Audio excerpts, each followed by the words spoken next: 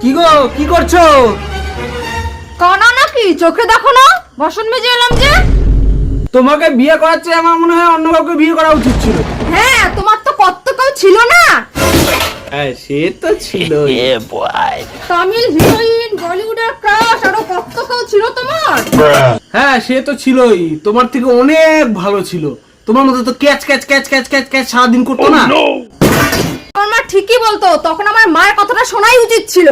কেন, কি এমন বলতো তোমার মা? আমার মা তখন বারবার করে বলেছিল যে ওই ছেলেটাকে বিয়ে করিস না, করিস না, করিস না। আই সালা, ওই মহিলাটাকে তো আমি অনেক খারাপ ভাবতাম, কিন্তু উনি যে আমার জন্য এত ভালো কিছু চাইতো আমি জানতামই না। अभी मजा आएगा ना भिड़ो।